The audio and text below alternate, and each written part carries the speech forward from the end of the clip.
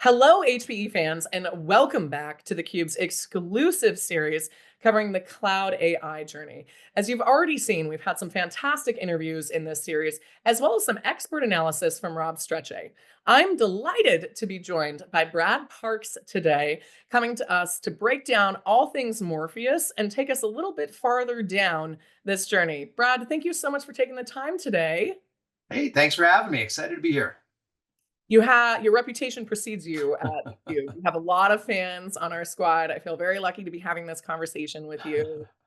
Just to get us started, let's talk a bit about the inspiration behind Morpheus and then how that has integrated, hopefully seamlessly, into the HPE.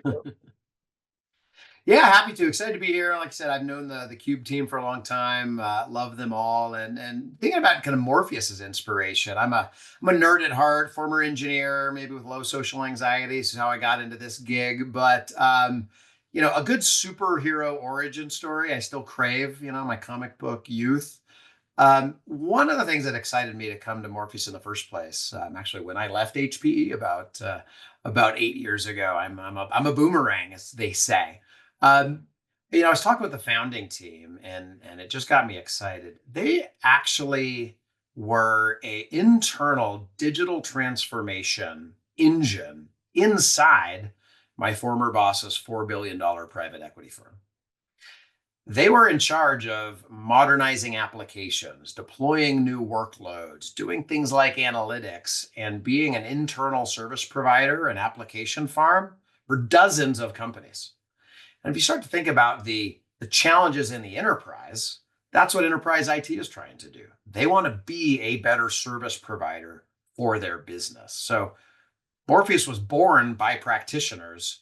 Now we're selling and then providing capacity to those same types of teams in the enterprise. That's really fun. I bet, oftentimes when people think about their origin story, they don't realize how many times they're going to have to tell it. Why would you not have a superhero Yes. origin story if you couldn't? So, Morpheus, the acquisition happened in August of last year, correct? In August of 2024. What have the last 7 months been like? It's been a whirlwind. It's been a lot of fun, I think, for the team. It's been a lot of work. It's been interesting to see this, startup culture. I think one of the things, having gone through a couple of integrations when I was at HPE before, right? Oftentimes new companies come in and you bring an entirely different perspective. And to me, that's exciting. And I've been actually co-engineering with HPE as Morpheus for a number of years. So in a lot of ways, this is coming home. It just feels right. The most exciting thing for me and over the last 7 months has been bringing this story, up a notch, right? HPE has such a chance to help customers with their workloads, deploying their databases, modernizing their apps, and doing it on top of best-in-class infrastructure, but also talking to everybody else's infrastructure. So it's a very exciting time for HPE customers and partners. So it's been a great re-entry back to the HPE family. I can feel how genuine that sentiment is, Brad. You strike me as a straight shooter and someone who's very authentic. It That's is all I got. I got one lane and I stay in it. well, and it makes sense. I mean, we had a similar conversation with Hong Environment when we were talking about OpsRamp. The integrations can historically sometimes be a little tricky when you're in an acquisition. I say that very gently and lovingly. It's challenging, but there's a lot that's happening there, and two different cultures merging when you've already been integrated and embedded like you were previously. It's really just changing an email address more than it is necessarily worrying too heavy about a traumatic change.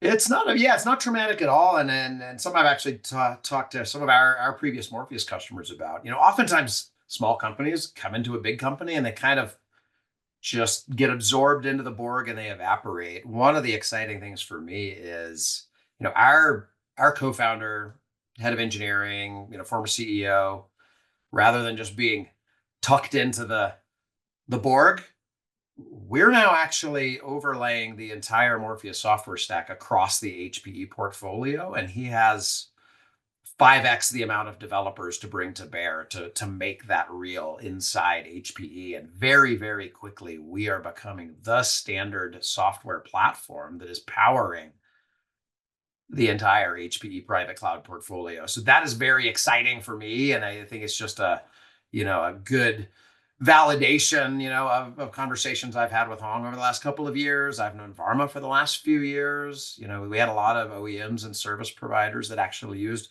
Morpheus and OpsRamp together, so it just feels right, and we're off and running.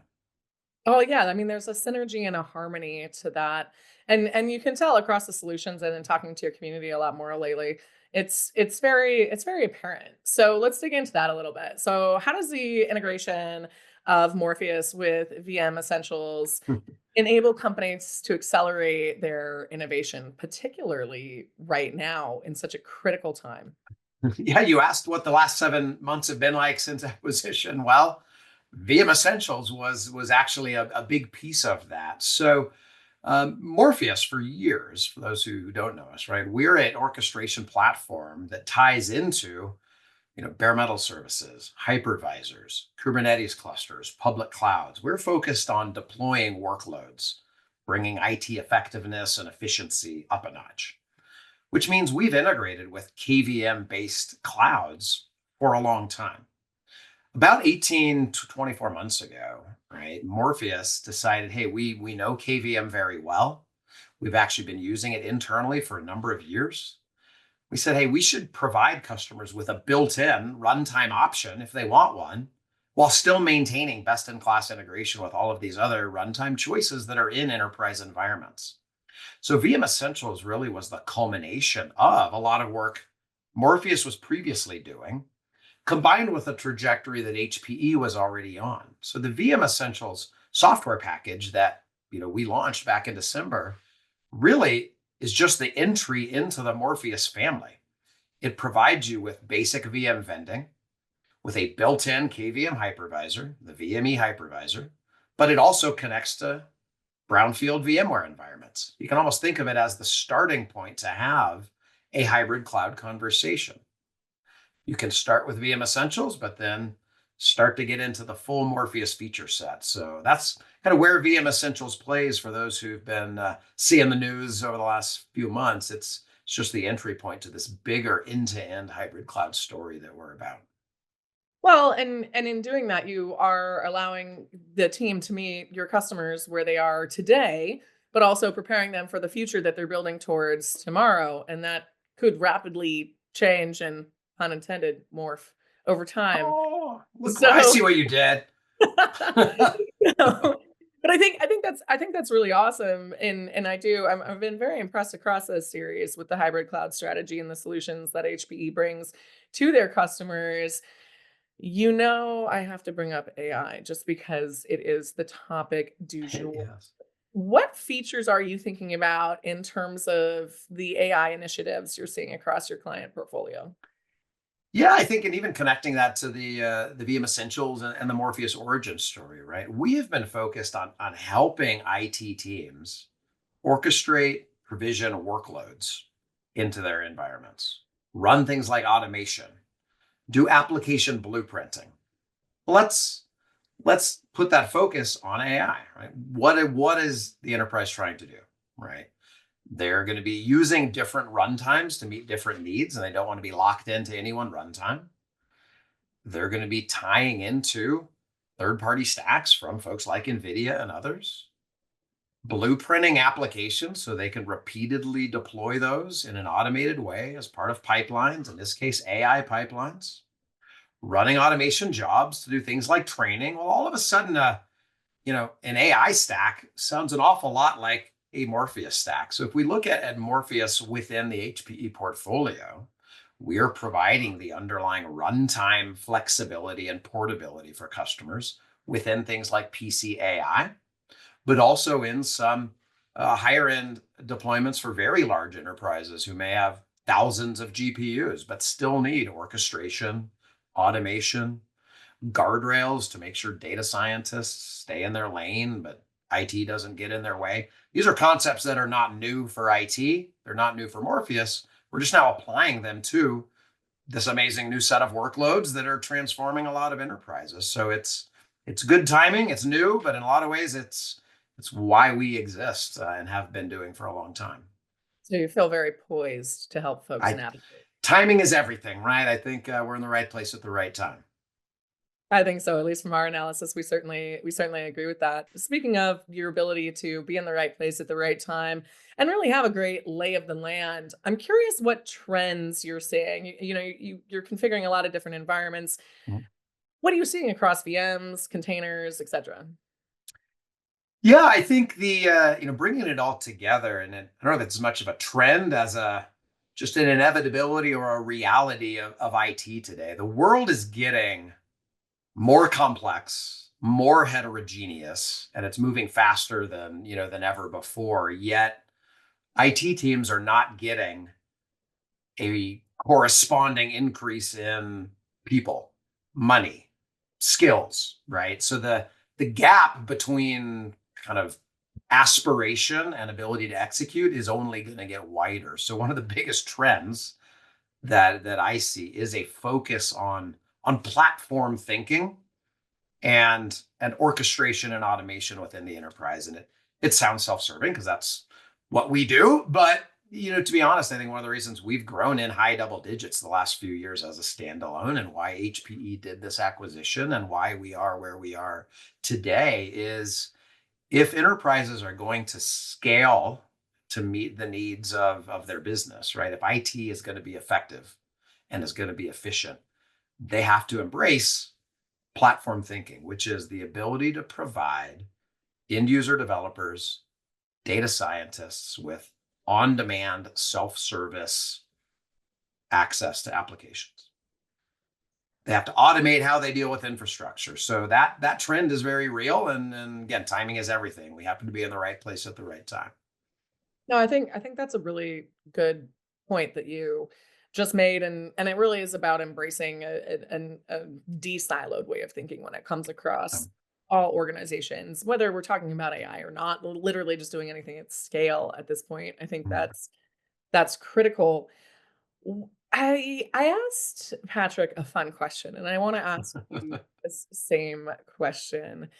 If you could wave a magic wand and either educate your community or convey some message across the industry in general right now as they're thinking about their hybrid cloud strategy, as they're thinking about their orchestration, whatever that might be, what would you wave your little magic wand Ooh. into? I'm a Harry Potter fan. I probably have one, somewhere in the house. But, Next time. yes, I think the the biggest piece for HPE teams, for customers, for Morpheus folks, is thinking about how HPE can challenge assumptions about what HPE is and what it means to customers. I think is what I would like to challenge and wave my little magic wand and using abstraction, using automation, right? Using agnosticism, like the three A's, right? Like that, those conversations are what we see happening in enterprise IT. It's what Morpheus brings to the party is the ability to talk to any runtime. Like we don't care what runtime you're on. We want to automate everything, be agnostic, and really focus back on the workload. So that's kind of what I would put out there into the universe is a focus on those three principles as a way to help IT be more effective and more efficient for their traditional workloads as well as their AI workloads. Beautifully stated, Brad. Beautifully stated. I didn't even warn you that that question was. I feel like you nailed it. Caught me I off guard. Subtly, I low key kind of intuitively knew you might have a magic wand. Patrick also says he has a wand, so we're gonna have to get together and do some sort of funny magical wand educational series or something. Patrick and Rob and I have known each other for about 18 years. So we may have some stories. We should do a multi-way panel and you can just put all three of us on the hot seat. I actually think there would be some great fruits of that labor if that came together, if nothing else for the comedy and enjoyment Oh, of. the blooper reel would be golden. Oh yeah, it would be yeah. Well, exactly. Either way, it's always worth catching you all in dialogue between the brain power and the stories, regardless. Okay, we've got Discover coming up in Las Vegas here. It's already coming up on us. Geez, already in June, so soon.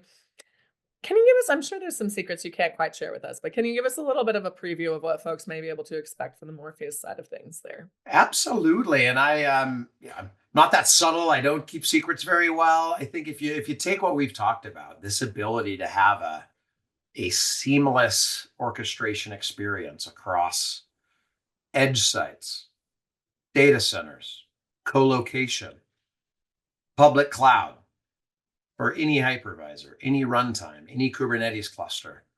That vision, right, that HPE has, that Morpheus has embraced since the beginning, is not just a vision. Like that is getting very real very fast. And you think about what Morpheus is able to do within the HPE portfolio. I think, unlike a lot of acquisitions that happen where it looks good on PowerPoint and you got to cobble together a lot of things. In this case, we've been co-engineering with HPE for a number of years.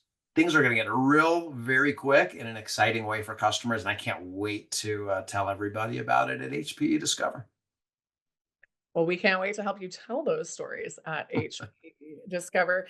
Brad, this has been super fun, super interesting. Thank you for playing along. Thank you for educating us. And frankly, congratulations on both the acquisition and all the hard work that you're doing over there to your entire Morpheus team and across the HPE squad. Thank you. We're all excited. Thanks for having us today, and look forward to seeing everybody at Discover here in just a few months. I know.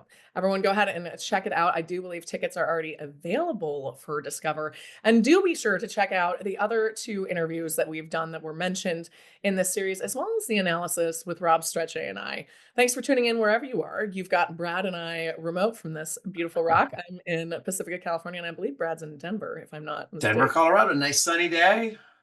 Isn't it always sunny there, Brad? It is. We love it. Yes. And we hope you love wherever you are. Thanks for tuning in. You're watching theCUBE, the leading source for enterprise tech news.